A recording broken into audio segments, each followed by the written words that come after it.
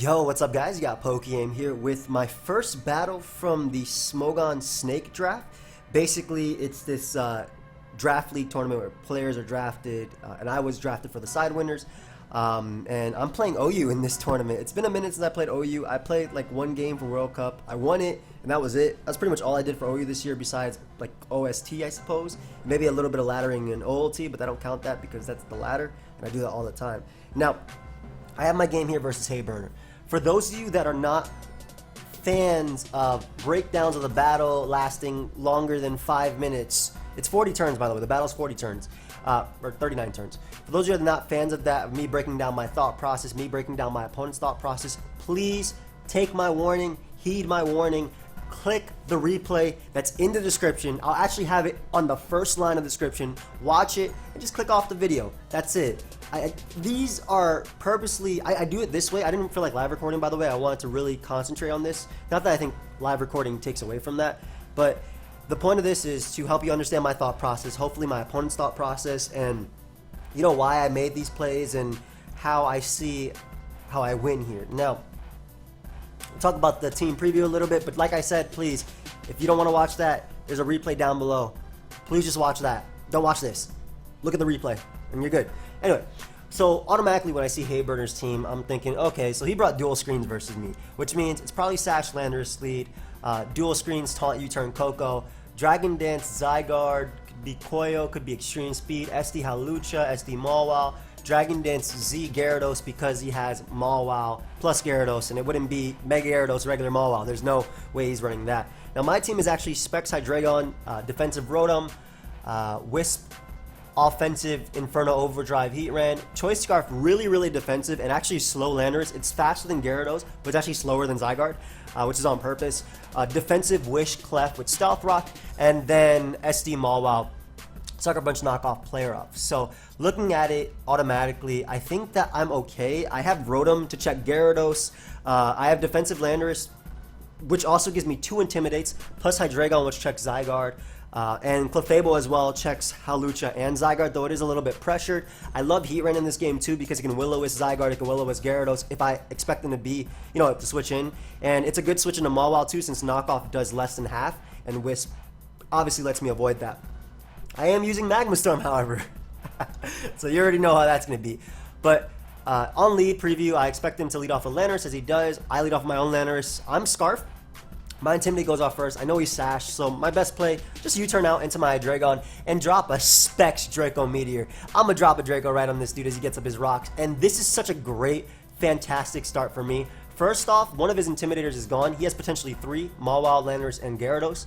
Secondly, something that threatens my Heatran, my Mawile, my Clef, if it's like SD Explosion, which it more than likely is, Stealth Rock, SD Explosion, Earthquake, it's gone. So this is awesome. It does open up the opportunity for my opponent to go out to Coco / Mawile. Mawile is a little bit less of a good opportunity for my opponent since I have Heatran and Lando. I just did the opposite ones. And basically, if he goes Coco, it gives me a defog, and I can get rid of rocks for the entirety of the game. So that's exactly what's going to happen. He's going to go Coco. Obviously, I'm locked into this. He knows I'm Specs because I KO'd. I get in my Landorus right now as he is going to get up a screen. And this is smart because obviously this lets him Dragon Dance with Gyarados, SD, Dragon Dance, Swords Dance with Hawlucha. So I go for the defog there, and what I decided to do is actually bring out Hydreigon. Now, the reason I brought out Hydreigon is because you're definitely going to go for a Reflect here. And, it makes sense. Dual screens, you want Reflect, so your Mawile can take an Earthquake from Landorus, etc., etc. So by getting in Hydreigon, I know that his only 2 other moves are Taunt and U-turn. That's literally what dual screen Coco runs. So this allows me to drop a Draco. Now, I get to drop a Draco here on what I'm expecting to be Hawlucha coming in, as I feel like obviously it'd avoid Earth Power if I had it. Wouldn't care about Flash Cannon, though Flash Cannon Coco barely cares about anyway. And it does enough to Hawlucha to the point that even with screens, I go hard Clefable, and I just Moonblast and knock him out. So he's going to U-turn right here, revealing it as he is going to bring out Hawlucha. I'm going to drop a Specs Draco, and Draco's supposed to do around 64 to 70 something percent if he's running the standard HP spread. I unfortunately miss, so this is pretty big. It starts off pretty bad right here. Now, I'm in a situation where I can't let him SD for free. I don't have any damage on him, and he has a light screen up. I need damage on him so I can KO him with my Clefable. Now, I drop another Draco because I know he has the SD. He could obviously have jump kick, but that'd be wasting his screens. And, you know, the point of his type of team is to SD up and break through my squad. So I drop another Draco as he does SD. And this does 84%. That's ridiculous. Now, the Draco through screens always 2-hit KO'd Hawlucha, by the way. It did like 66 minimum, and then it did like 33 minimum at -2. So it would always KO Hawlucha. But now Hydreigon basically did his job. It put in a range of Clef, which is what I needed. Based on that Draco damage, he's definitely not running HP, and he might be running Poison Jab. I don't know, but he's for sure not running HP, which means that Clef will always knock it out anyway. So I'm gonna sack my Hydreigon right here. He goes for high jump kick. Surprised he didn't go for acrobatics right there, but I guess he expected me to go out into Rotom.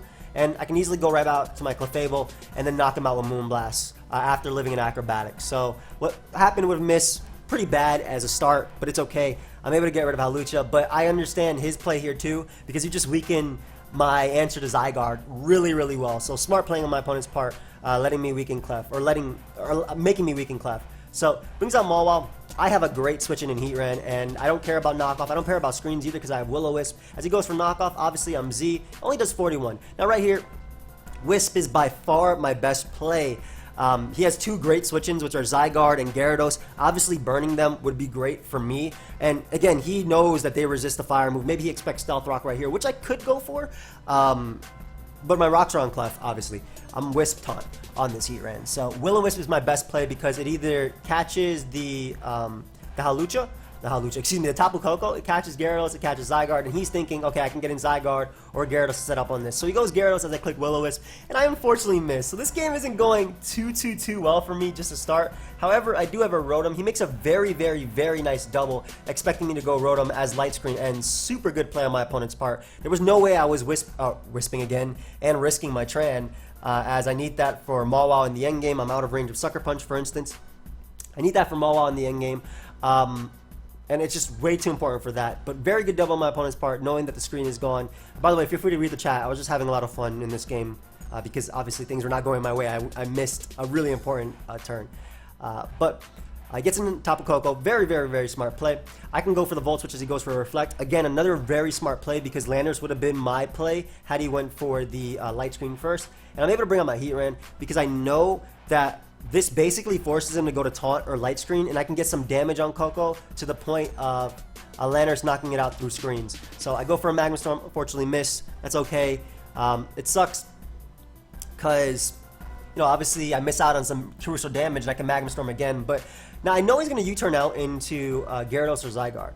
Gyarados is not a problem because I have double Intimidate and a Rotom washed at full. I'm not worried about Gyarados at all. Zygarde, I need chip damage on it because that mon is so bulky and my Clefable is so weakened at this point that a +1 Zygarde can actually sweep me. So I throw off a Magma Storm here as thankfully I land on Zygarde. Any chip damage is going to matter on this Zygarde. And this is just his best opportunity to be able to set up on me. So I'm going to switch out into my Landers right here as he goes for Dragon Dance. And this is where me making this Landers really slow. I made it because the team's super weak to Kartana. So I wanted to make it a slow Scarf Landers, but make it really bulky. So it actually turns out his Zygarde is faster than me, and this is incredible because I can basically Intimidate Shuffle, weakening this Zygarde with double Intimidate. He's always going to be at either neutral attack, which doesn't do enough to KO anything, as he actually is going to go for Coil. Very smart play on my opponent's part, then revealing the substitute. Really smart play. However, because he has no attack buff right now, I can safely go out to Clef. Light Screen ends in the following turn, and what I can do is just soft boiled to make sure that I'm out of range of whatever attack he goes for while guaranteed breaking his sub. So his +1 attack isn't going to do anything to me. He's going to Coil again. Very smart play again because basically Landers' Earthquake is going to be able to pick him off. I don't have HP Ice on my Landers, by the way. I don't have HP Ice on my Landers. And he also has, you know, the Figgy Berry right here, whatever one it's about to pop up. Mago Berry. Same thing. So at this point, my Clef is going to be 2-hit KO'd by his attack, no matter what. It's going to be 2-hit KO no matter what, but Moonblast should put him in range of hopefully Landers. That's what I was hoping anyway. So he crits me right here with his 1,000 arrows. It didn't really matter. Plunder was getting a little bit mad in the Smog Tourist chat, so I started doing a little bit of role playing right there. But that crit didn't matter at all. Thankfully, he has no more recovery, and we know his only move is 1,000 Arrows. So this is important because that means that in the late game, he can't extreme speed outplay my Mawile. He can only set up outplay it. So I get in Landers. This dude's +3 defense. I have no attack investment, and I miss out on a KO. So I'm basically forced to sack Landers right there because what it does is it allows me to get in Mawile. Now I'm going to play some mind games right here with him. I'm talking about don't Ojama me because there was a game where Ojama outplayed like some sucker punches in order to win a game.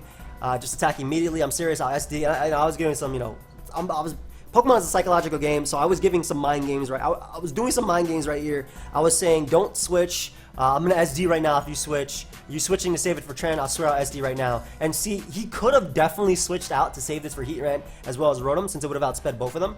But I think that the mind games definitely played a role right here. And had I play rough or SD'd, it would have been pretty bad for him too. So I don't Mega Evolve and I go for Sucker Punch. Reason I didn't Mega Evolve is because I save Intimidate for Gyarados, since my best answer to Gyarados has to Volt Switch and get on out of there after. But I can do that Infinite Core, Volt Switching and getting in Rotom again. So it brings out Tapu Koko. I can easily bring out Heatran, and I like the idea of going Tran here because the best thing he can do is U-turn, which still keeps me out of range of Sucker Punch guaranteed from Mawile, and it allows me to either Magma Storm or threaten him with a Will-O-Wisp, basically forcing him to potentially taunt here. So he goes hard Gyarados, very solid play as I go for Earth Power as opposed to Wisping. Really nice play. That was just a good play in general. I kind of wish I went for Magma Storm because chip damage on Gyarados would have been nice too. But obviously, missing it would have been bad, and getting rid of Koko right there as he light screen would have been good too. So really nice play on my opponent's part because what he did was it allows him to get up the light screen as I'm forced to Volt Switch out with Rotom. I went Rotom because I didn't want him getting in Gyarados if he U-turned. And I'm going to double back out into my Rotom again. Again, what I'm trying to do is deny that Gyarados from coming in for free. So I'm going to get in my Rotom versus Gyarados. Makes a really nice play, expecting me either to Wisp or Thunder Wave right here. As I do go for Thunder Wave. But at the same time, he's just giving me HP. And once again, it's the same thing. This is the reason why I didn't Mega Evolve my Mawile. I keep my Intimidate, which will help me get that -1 on Gyarados and even his own Mawile, and I can always go right back out into Rotom right here as he goes for Will-O-Wisp. Waterfall. Neutral Waterfall is not going to knock me out. At this point, he throws off a Z move. It's not going to knock me out either, and I can knock him out with the Volt Switch through the light screen. So it's looking really good right now. I get in Heatran, and he makes the best play possible, which is going Koko. Basically, what Koko allows him to do is go for Taunt, which doesn't let me taunt the Mawile, preventing it from SDing, or go for a Will-O-Wisp on it. Though I do have Z Will-O-Wisp because I'm Infernal Overdrive. So, gets in Koko, goes for the Taunt. I'm going to Earth Power and knock him out through the light screen. And then it comes down to his Mawile. Mawile literally has to crit me with Sucker Punch in order to knock me out, which is why I was debating Z Will-O-Wisping here. Because it avoids Sucker Punch and it avoids Taunt, and it has an 85% chance to connect. But as you can see, my moves were not connecting this entire game. So I ended up going for the Inferno Overdrive and ignore the chat. As thankfully I don't get crit, and this easily knocks out Mawile through light screen, and I'm able to win my first game of Snake. This was a really fun game. Honestly, I feel like the hacks made it a lot of fun because I started joking around and having fun with the chat. Because, at the end of the day, I want to play well, competitive, but I also want to entertain. So the chat was laughing, so that was awesome. That's what I wanted. But I hope you guys all enjoyed. This was definitely a faster breakdown too, just because of the fact that it's offense versus offense. So I wasn't using balance, and I wasn't paying balance, so it's not like I'm going Tangrowth, Gliscor, Roosting, go Tornadus U-turn, get in Regenerator on Toxapex, etc. But I do hope you guys all enjoyed. Of course, feel free to leave a like and subscribe. This was definitely a fun game, and I'll see you guys next time. Goodbye, my friends.